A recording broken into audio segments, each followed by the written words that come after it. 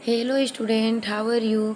आपको अपने YouTube channel में हार्दिक स्वागत अभिनंदन है फ्रेंड। बहुत बहुत स्वागत है। देखिए फ्रेंड, हम आप लोगों के लिए जो 25 महत्वपूर्ण अति महत्वपूर्ण प्रश्न लाए हैं, जो मोस्ट इम्पोर्टेंट है, विज्ञान से संबंधित है और होम साइंस में भी ये विज्ञान से संबंधित प्रश्न पूछे जाते हैं। टीजीटी, पीजीटी और रियलिटी ग्रेड परीक्षाओं में ये मोस्ट इम्पोर्टेंट फ्रेंड है। और जैसे बीए, BMI, इनसे में ये क्या होता है, इसमें मोस्ट इम्पोर्टेंट प्रश्न है फ्रेंड, ये आता रहता है। चलिए देखते हैं। मानव शरीर में पाचन का अधिकांश भाग किस अंग में संपन्न होता है? तो फ्रेंड, मानव शरीर में पाचन भाग जो है वो किस अंग में संपन्न होता है? तो फ्रेंड, यह किस में होता है? छोटी आंत में होता है। मानव शरीर में जो पाचन का अधिकांश भाग है वह छोटी आंत में क्या होता है? वह संपन्न होता है फ्रेंड। अगला है, लार में कौन सा एंजाइम पाया जाता है? तो फ्रेंड, जो लार में है कौन सा एंजाइम पाया जाता है? तो फ्रेंड, लार में है, तो यह फ्रेंड देखिए मोस्ट इम्पोर्टेंट है आप लोगों के लिए। यह मोस्ट इम्पोर्टेंट क्योंकि ये परीक्षा में पूछा गया है। देखिए, लार में जो एंजाइम है वह है टाइलिन। टाइलिन एंजाइम जो है वह लार में पाई जाती है। मोस्ट इम्पोर्टेंट है, इसको याद रखिएगा आप लोग फ्रेंड। टिबिया नामक हड्डी किस में पाई जाती है? तो फ्रेंड, जो टिबिया नामक हड्डी है वह टांग में पाई जाती है। इसको टांग में यह पाई जाती है। अगला है, मानव शरीर की सबसे लंबी हड्डी है? तो फ्रेंड, मानव शरीर की जो सबसे लंबी हड्डी है वह क्या है? स्टेपिस, फिबुला, टिबिया और फीमर।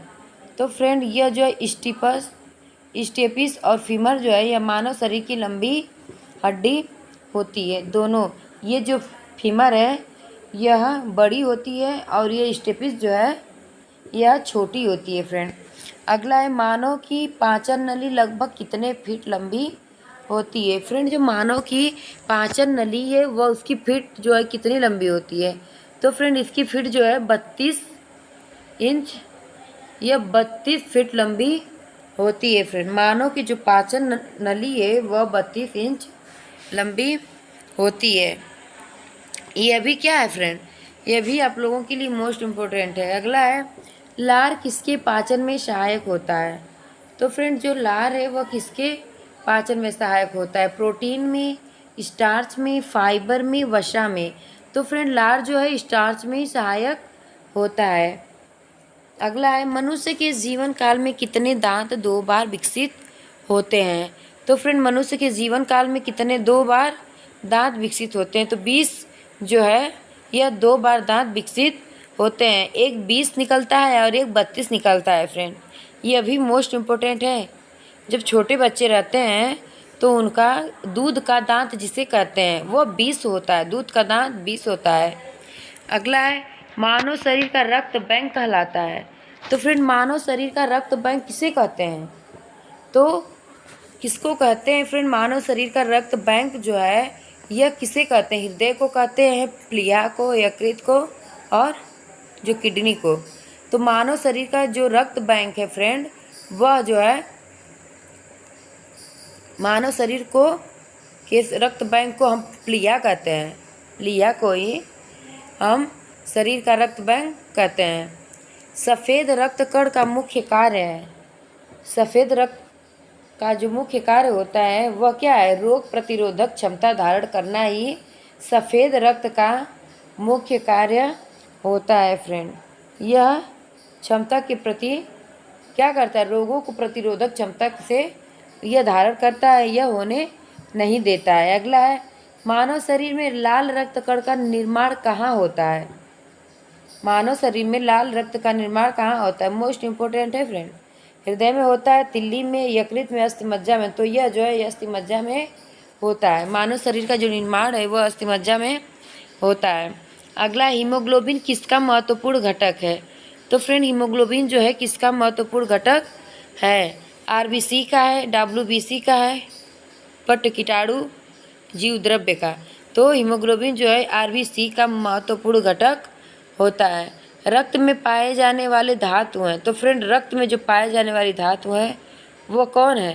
कैल्शियम है, जिंक है, सोडियम है, लोहा है। तो फ्रेंड, यह लोहा जो है रक्त में पाए जाने वाली धातु होती है। अगला है, पाचन क्रिया में प्रोटीन निम्नलिखित में से किस पदार्थ में बदल जाते हैं? तो यह वसा में, ग्लूकोज में, अमीनो अम्ल में, शर्करा में। तो पाचन क्रिया प्रोटीन जो है वह अमीनो अम्ल में क्या हो जाती है? चेंज हो जाती है, यानी इनका रूप बदल जाता है। पेसमेकर का संबंध किससे है फ्रेंड? पेसमेकर से संबंध किसका है दोस्तों? यह गुर्दा का है, दिमाग का है, फेफड़ा का है, तो किसका है? हृदय का है कि किसका है? तो फ्रेंड पेसमेकर का जो संबंध है वह क्या है? हृदय से होता है। पेसमेकर का संबंध जो है वह हृदय से होता है। अगला है, ये मोस्ट इम्पोर्टेंट है आप लोगों के लिए, यहाँ से फ्रेंड बहुत मोस्ट इम्पोर्टेंट है, हर बार परीक्षा में पूछा जाता है। अगला है, सोते समय रक्त दाब में क्या परिवर्तन होता है? तो फ्रेंड जो सोते समय रक्त दाब में जो चेंजिंग होता है वो क्या होता है? बढ़ता है, घटता है, पहले घटता फिर बढ़ता है, पहले जैसा रहता है। तो सोते समय रक्त दाब में जो चेंजिंग होता है वो क्या होता है? वह घटता जाता है, वह घटता जाता है। अगला है फ्रेंड, मनुष्य के शरीर में हृदय को एक बार धड़कने के लिए कितना समय लगता है? तो फ्रेंड यह जो है ये मोस्ट इम्पोर्टेंट है, यह पेपर में पूछा गया है, यह जीआईसी के पेपर में 2020 के पूछा गया है। मनुष्य के शरीर में हृदय को एक बार धड़कने में 72 बार धड़कता है। यह 72 बार, 1 मिनट में 72 बार धड़कता है। तो एक बार धड़कने के लिए कितना समय लगता है? तो 0.8 सेकेंड लगता है। यह 0.8 सेकेंड लगता है। 60/72 यानी 60 से 72 बार 1 मिनट में धड़कता है। मोस्ट इम्पोर्टेंट है फ्रेंड, इसको आप लोग नोट कर लीजिए। चलिए अगला प्रश्न है, प्रोटीन का पाचन कहाँ से प्रारंभ होता है?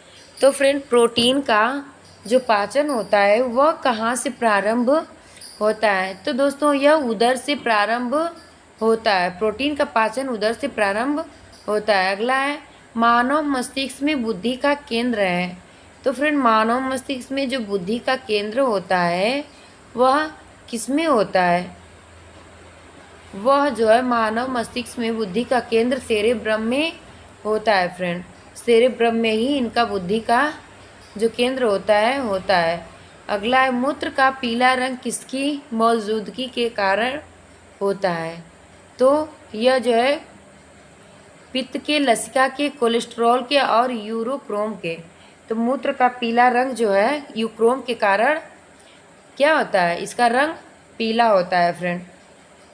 अगला है, मानव शरीर में सबसे छोटी अंतःस्रावी ग्रंथि होती है। तो फ्रेंड मानव शरीर में सबसे छोटी अंतःस्रावी जो ग्रंथि होती है वह कौन सी? पीयूष ग्रंथि जो होती है वह मानव शरीर में सबसे छोटी अंतःस्रावी ग्रंथि होती है दोस्तों। मोस्ट इम्पोर्टेंट है। अगला है, मानव शरीर में सबसे बड़ी अंतःस्रावी ग्रंथि कौन सी है? तो फ्रेंड मानव शरीर में सबसे बड़ी अंतःस्रावी जो ग्रंथि है वह कौन सी है? बताइए कौन सी होती है? अंतःस्रावी जो ग्रंथि होती है फ्रेंडों वह थायराइड ग्रंथि होती है। मानव शरीर में सबसे अंतःस्रावी ग्रंथि थायराइड ग्रंथि होती है। अगला है, पीनियम ग्रंथि कहाँ स्थित होती है? तो फ्रेंड जो पीनियल ग्रंथि होती है वह मस्तिष्क में होती है। हाँ तो देखिए फ्रेंड, हम जो है पीजीटी टीजीटी के लिए वीडियो अपलोड पूरा करते हैं और फिर क्वेश्चन बॉक्स में जा कर के देख लीजिएगा और उसमें सब वीडियो का लिंक दिया गया है। आप टीजीटी पीजीटी से हमारे चैनल को सब्सक्राइब कर सकते हैं और उन्हें आप देख सकते हैं। देखिए फ्रेंड, मानव शरीर की किस ग्रंथि को मास्टर ग्रंथि कहा जाता है? तो फ्रेंड मानव शरीर की किस ग्रंथि को मास्टर ग्रंथि कहा जाता है? यह जो है मास्टर ग्रंथि जो है पीयूष ग्रंथि को कहा जाता है। मानव शरीर की जो ग्रंथि होती है मास्टर ग्रंथि को ही हम क्या कहते हैं? पीयूष ग्रंथि कहते हैं फ्रेंड। देखिए फ्रेंड, टीजीटी पीजीटी को ज्वाइन कर लीजिएगा आप अगर होम साइंस से संबंधित हो तो। बच्चों का लिंग निर्धारण किसके गुणसूत्र से होता है? तो पिता के, माता के, माता पिता दोनों के, किसी के द्वारा नहीं। तो फ्रेंड जो बच्चों का लिंग निर्धारण होता है वह पिता के गुणसूत्र से होता है। अगला है फ्रेंड, प्यूटरी ग्रंथि कहाँ स्थित होती है? तो फ्रेंड प्यूटरी ग्रंथि जो होती है वह कहाँ? मस्तिष्क में होती है। जो प्यूटरी ग्रंथि है वह मस्तिष्क में पाई जाती है फ्रेंड। बस इतना ही फ्रेंड, धन्यवाद। आप लोग हमारे वीडियो से बने रहें और पूरे वीडियो को देखें, क्योंकि आप लोगों के लिए मोस्ट इम्पोर्टेंट प्रश्न है फ्रेंड, आपकी परीक्षा में हेल्पफुल होने वाले हैं। जो पीजीटी जीआईसी का पेपर है, जीआईसी के पेपर में टीजीटी के विज्ञान से संबंधित प्रश्न जो हैं फ्रेंड वह हमेशा पूछे जाते हैं और यह फ्रेंड मोस्ट इम्पोर्टेंट है। और यह बार बार यह विज्ञान से संबंधित 8-10 प्रश्न जीआईसी में पूछे जाते हैं और पूछे गए हैं फ्रेंड, पूछे भी गए हैं और पूछे भी जाते हैं, क्योंकि यह मोस्ट इम्पोर्टेंट है। और फ्रेंड देखिए, टीजीटी पीजीटी से संबंधित होम साइंस से जो भी आपका सब्जेक्ट है उसको पूरा करिए और मेहनत से पढ़िए और इस चैनल को सब्सक्राइब और लाइक करिए और एक प्यारा सा कमेंट फ्रेंड आप ज़रूर करिए, क्योंकि आप कमेंट करते हैं फ्रेंड तो हमारा जो उत्साह है और बढ़ता जाता है। चलिए फ्रेंड, बाय।